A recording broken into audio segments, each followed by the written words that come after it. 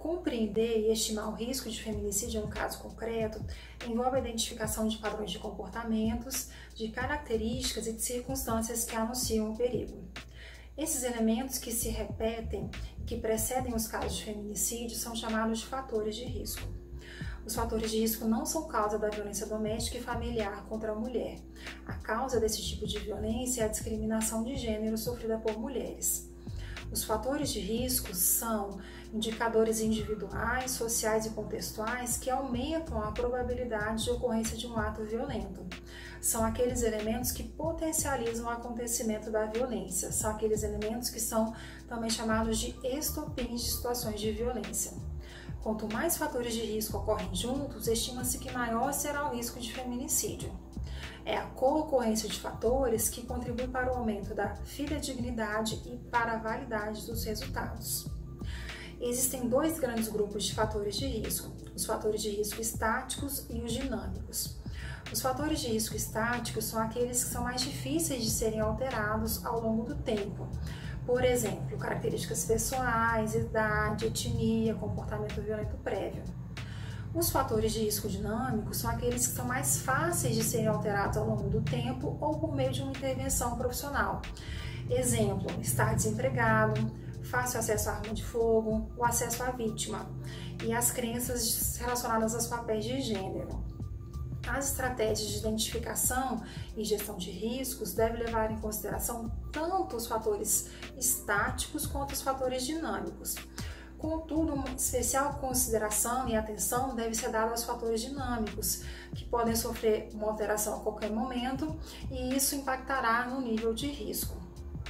Os diversos estudos nacionais e internacionais que tratam de fatores de risco apontam para os elementos chaves que se repetem em diversos contextos e que são, por isso, chamados de fatores de risco.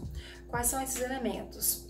A violência física prévia, o escalonamento da violência com ocorrência de violências graves, como, por exemplo, tentativa de sufocamento, queimadura, espancamento, violências psicológicas bizarras, como, por exemplo, envolvendo privação de sono, proibição de acesso a serviços médicos para tratamento, por exemplo, do Covid-19, outras violências graves envolvendo ferimentos internos e externos.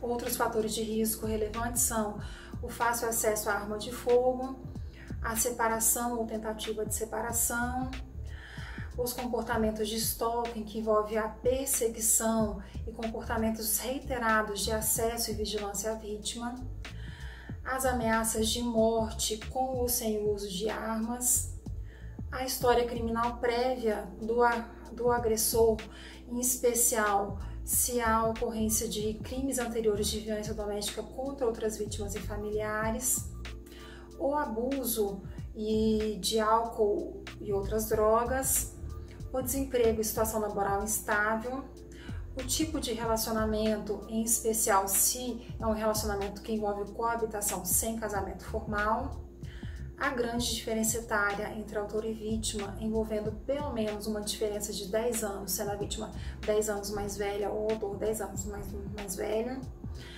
as ameaças de homicídio seguido de suicídio, demonstrando que o autor está disposto a ir às últimas consequências, comportamentos de ciúme excessivo e controle, isolamento social do casal ou ex-casal, estando autor e vítimas isolados de seus familiares, amigos, colegas de trabalho e comunidade, e determinados agravos à saúde mental do autor sem o uso de medicação, sem tratamento, como, por exemplo, determinados transtornos que envolvem sintomas psicóticos, sem o uso de medicação, sem tratamento.